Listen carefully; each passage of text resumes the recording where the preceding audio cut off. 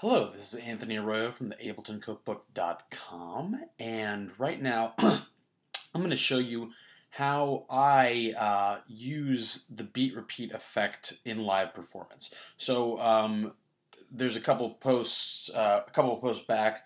I posted Fabius Beck's really good tutorial about the beat repeat effect, where he basically sums up the major components of the beat repeat effect and what all these parameters do. So I encourage you to, if you haven't watched that yet, to go back and watch that, and I'll put the link in the post here.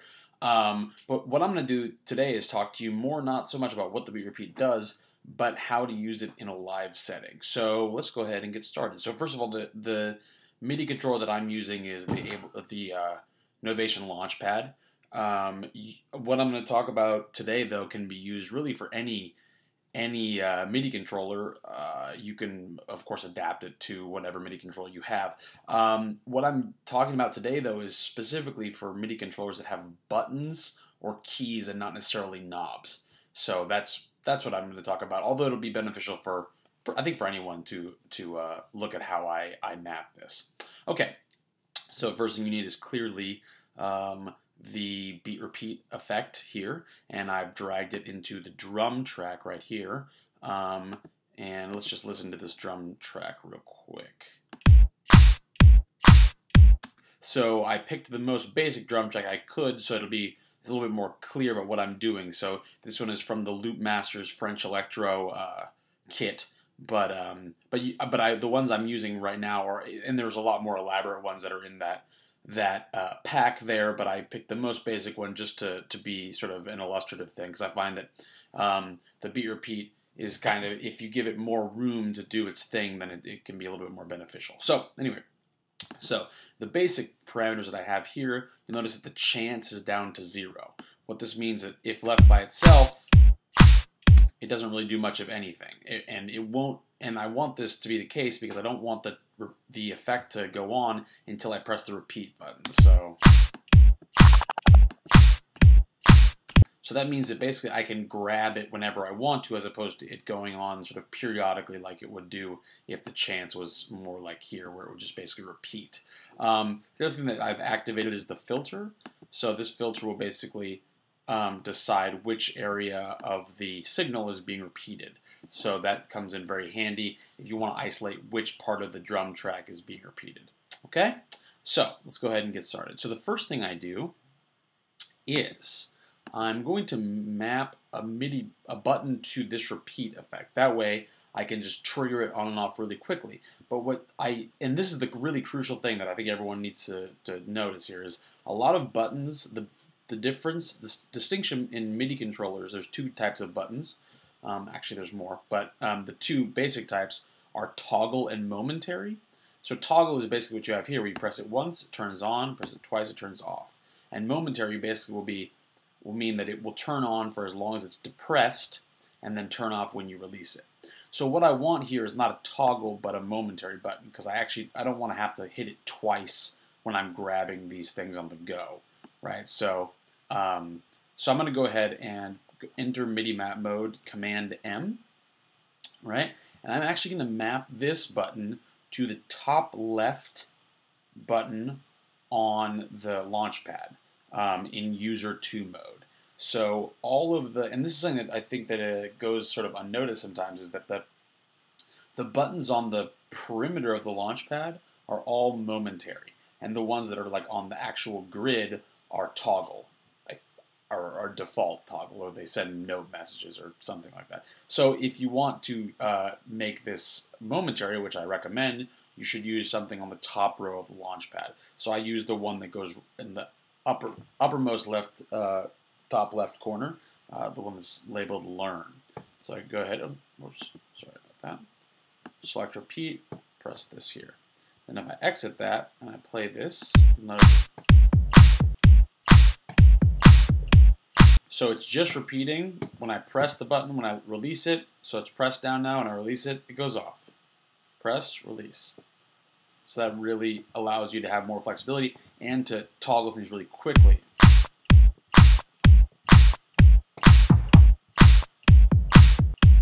so I don't have to press it twice, so it makes me able to just repeat even one note if I want to, so I can be a little bit more subtle with that effect.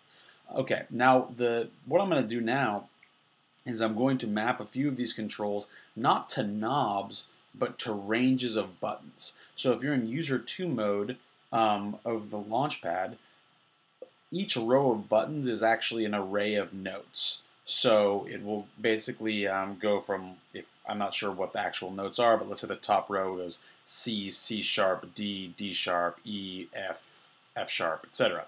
So what you can do in Live is if you want to, you can map any knob like this to an array of buttons, to a range of buttons instead of to an actual knob. So this is very handy. So this applies also to a keyboard. So what you do is, instead of just, when you enter MIDI map mode, instead of just pressing one button, you hold down the bottom button of the range, and then you press the top button of the range. And then you'll see, like if you look in this sidebar area up here,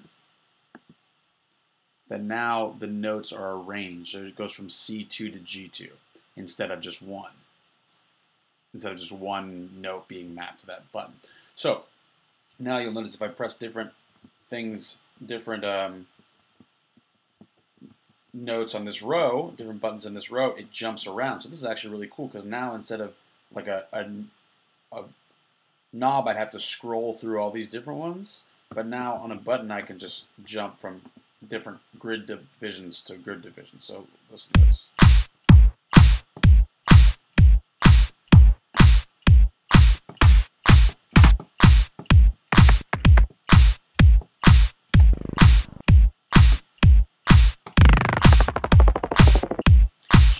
So I can actually change the grid division in the middle of the beat repeat, which is actually really cool and comes in very handy. So the next one, so I want to do the same thing now with the filter, because that way you can grab different parts of the signal. So to do the same thing, I'm going to enter MIDI map mode. I'm going to select this, which is actually the filter suite. It's actually the frequency. I'm going to press the bottom button of the range and then the top button of the range. So now I can jump around to different things. So whereas before, so if I'm at the bottom of the range, it's going to grab the bass drum maybe. In the middle of the range.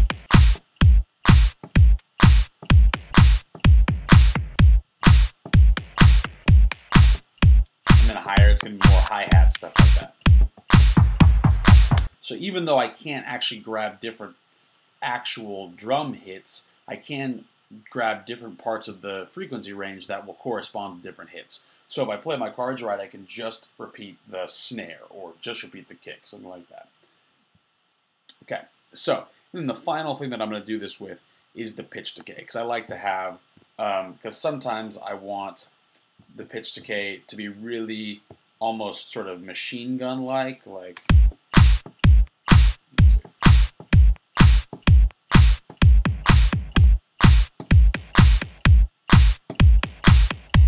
So there's no decay whatsoever, and then sometimes I want it to sort of go down. So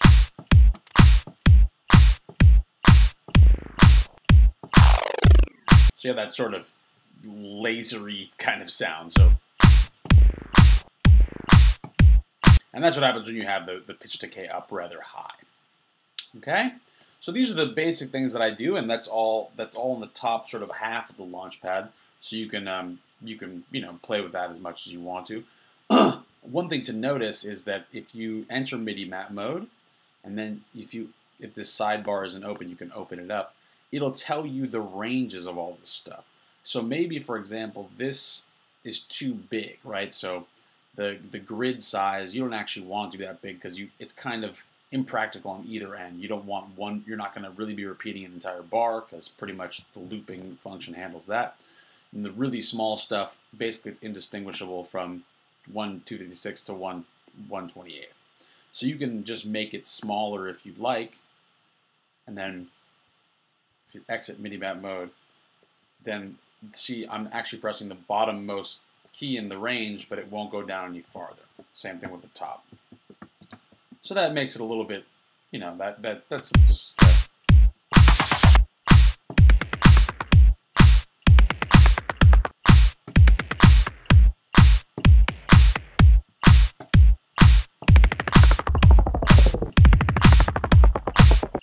So that makes it a little bit more useful, because this is not all that useful, nor is this.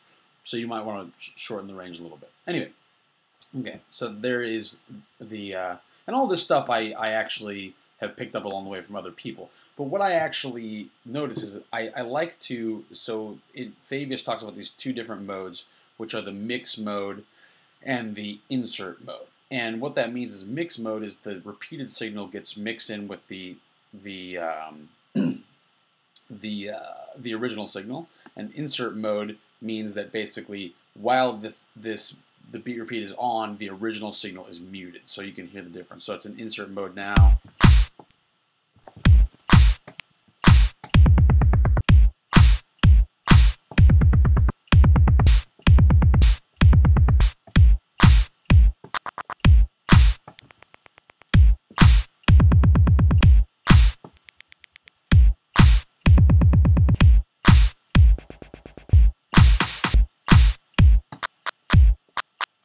So you see that the original note is actually, the original loop is being muted.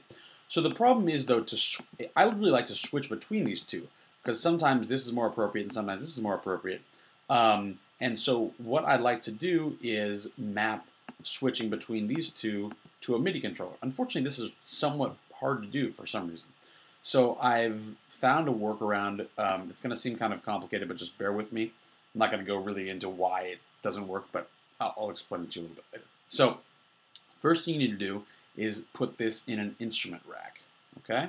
So Command G here, it's going to make it, so Command G is always going to put any selected effects into an instrument rack.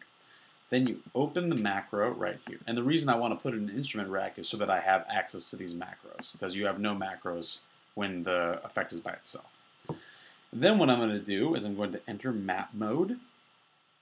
And this, I'm going to select mix, and I'm going to just map it to this macro. So now I exit map mode, and you see when I turn this knob, it's going to go to the different kinds of mix type.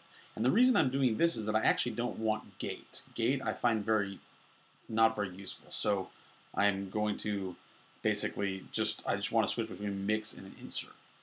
So now what I'm going to do is I'm going to enter MIDI map mode, select this macro, and then I'm going to select not the top leftmost button on the launchpad, but the one under view. And this is another momentary button. So I'm going to press this, and then I'm going to exit MIDI map mode. But now you notice when I depress it, it goes all the way to the top.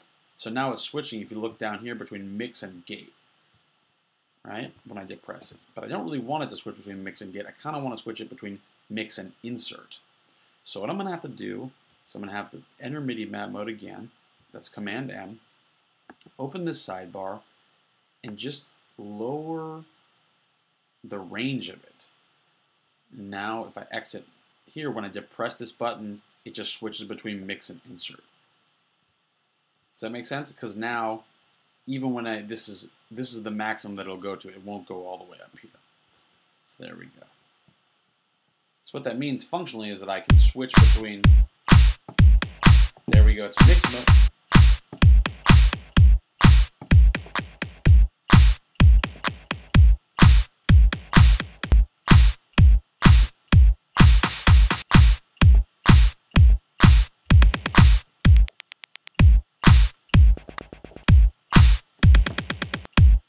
So that becomes really handy, because now I can basically mute things, and it helps to create little drops and stuff like that, so I'm not just confined to mix mode or insert mode.